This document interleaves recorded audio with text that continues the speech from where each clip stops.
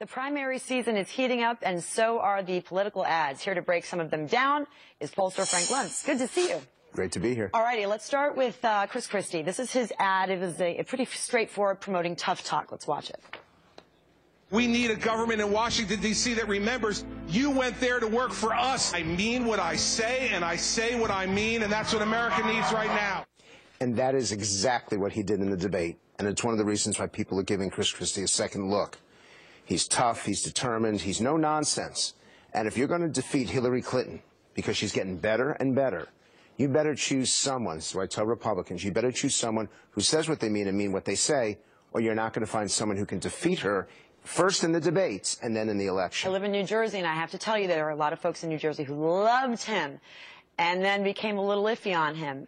They feel like, no, you say what you mean and you don't say what you mean. Bridgegate scandal, for instance. But people dismiss that. In fact, that's one of the things. This guy's tested.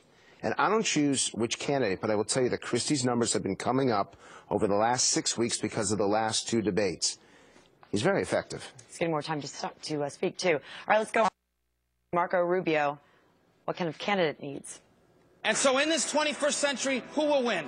Whose idea will continue to spread across the globe? Will it be our ideas of freedom, democracy, and free enterprise? Or will it be their ideas of state-owned enterprises and totalitarianism? I mean, this kind of has, I think, in my opinion, sort of has it all. He looks good, beautiful imagery. Your thoughts? First off, to watch that shot of the Statue of Liberty, it's just beautiful.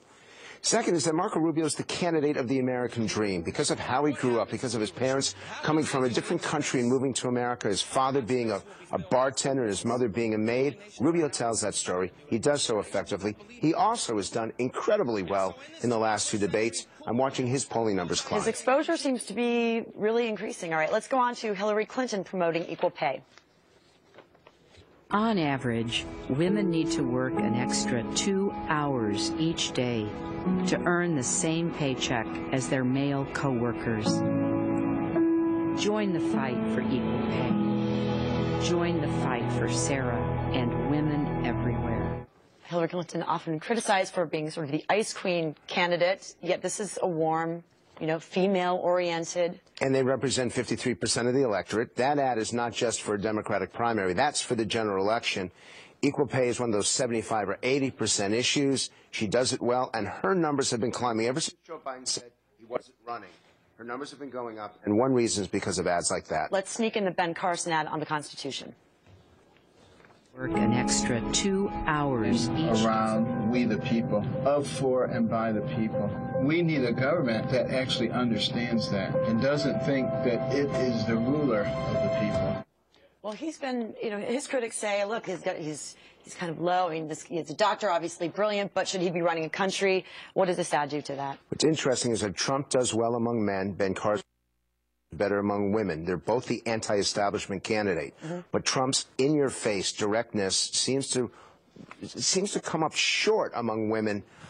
Among men, women absolutely love the Ben Carson approach, and even that gentleness that you saw right there, that's what causes them to support him. Mr. Luntz, a pleasure to see you. Thank you. We always love hearing your thoughts on this stuff. Appreciate it. Thanks for joining us and waking up early.